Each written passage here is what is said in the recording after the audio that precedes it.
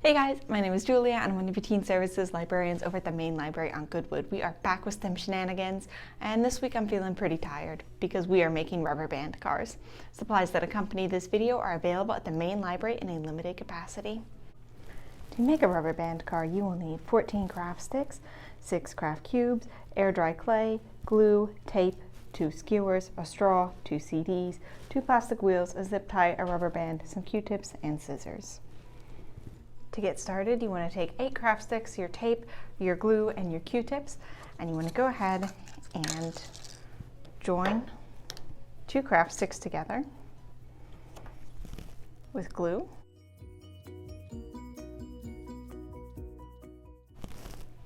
Like this. And then you want to go ahead and do that with the rest of your craft sticks. All right, what you want to do next is take some of your tape and you want to go ahead and wrap around that joint where you glued it together with some tape.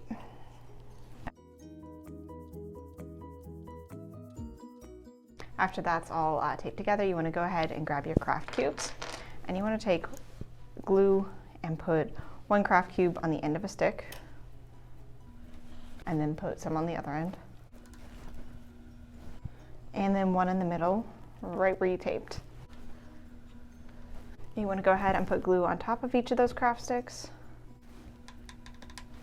and then join one of the other rails you just made on top of it.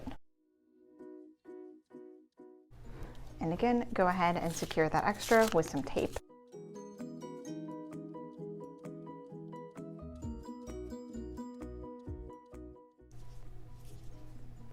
Okay, once you've got that done, set it aside and do the same thing with your other 2. All right, once you have the 2 rails of your frame built, you want to go ahead and grab your other 6 craft sticks and we are going to join our rails together. So first thing you want to do is just put a bit of glue on the top on both sides and then stick a craft stick down. Do the same thing on the other end and then across the middle.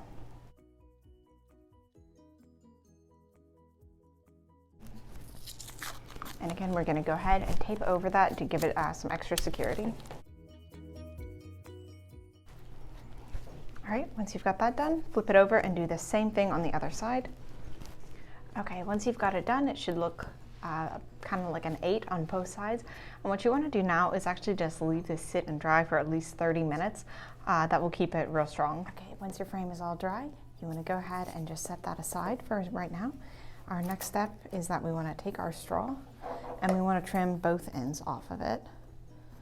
And the idea here is that we want the middle part of the straw to go about the length of the frame, like so, but still be able to fit a skewer through it. So we've got that. And you want to go ahead now and trim off the pointy bits of your skewers. Once you've got everything trimmed, you want to go ahead, take one of the skewers and the long straw piece, grab your frame back, set the other pieces aside, and grab the remainder of your tape. You want to pick which end you're going to set the long bit of the straw in, and that's going to be the front of your car. So you'll set the straw across the front of the frame, hopefully more evenly than I did, and then you just want to go ahead and tape that guy down.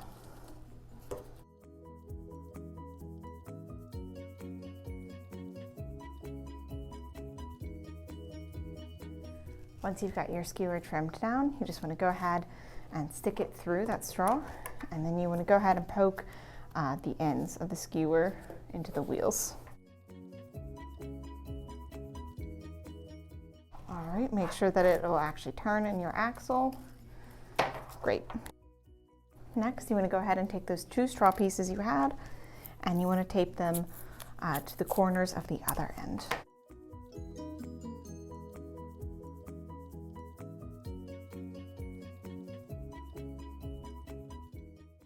And when you've got one of your skewers, you can go ahead and trim it down to the size you want. Stick it through the straws on the back.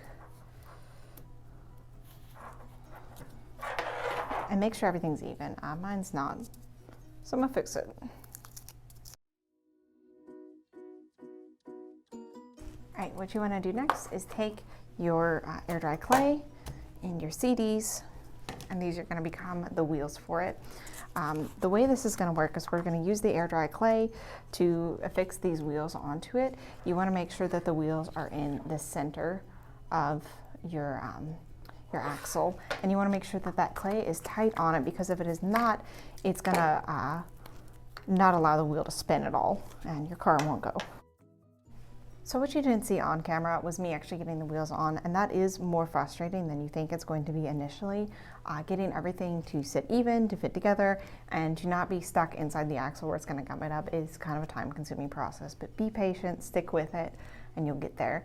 After you get it setting up, you can see that I've got two things on either side of it just to keep it from tipping over if it decides it needs to do that.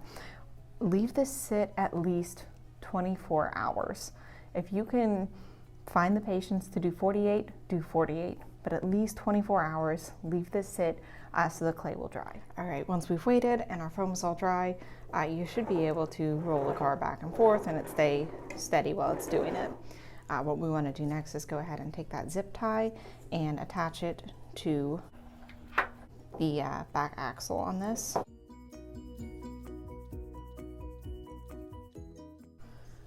Go ahead and then tie the rubber band. So you're going to loop it through and pull it through on the top. All right, now our car is ready. Let's go test it out.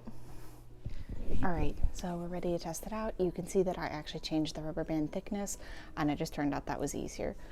So to load your rubber band on, you're going to loop it around the zip tie on the back.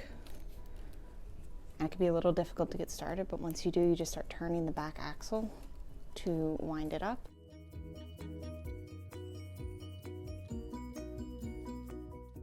Set it on the ground and then let go. All right, so now it's time for the science. There's a whole lot we could talk about here, but let's get to the obvious. Why are our back wheels so giant? This actually has nothing to do with why drag race cars look the way they do. Instead, it's more like a penny farthing. You know those old-timey bicycles that had the giant front wheels on them? So back in the Gap, these are the first type of bicycles that people had, but there were no chains or gears on them. Instead, the pedals were just attached directly to the wheel, so anytime you pedaled around once, the wheel would go around once. Circumference is the distance around a circle. So the bigger wheel circumference, the further it is going to go on each rotation. Check it out. If you have a circle with a radius of 3 centimeters, that will give it a circumference of 18.9 centimeters. If you unrolled that circle, you can see how long that is. If you have a circle with a radius of 10 centimeters, though, you're going to get a circumference of 62.8 centimeters. So if you actually have to pedal a bike like this, it makes way more sense to have a giant wheel that you only have to pedal once than to have to pedal 2 or 3 times to go that same amount of distance. Our car works pretty much the same way. Every time that back skewer goes around once, the back wheel is also going to go around once. Our rubber bands don't provide massive amounts of power, which is why we want to give our car all the help it can get. If you have any questions or comments about today's activity, holler at us. Our phone number is 231-3770, or you can leave a comment on this video. Better yet, tag us on Instagram to show us what you made. Thank you guys so much for tuning in. I hope you enjoyed this, and I cannot wait to see you next time.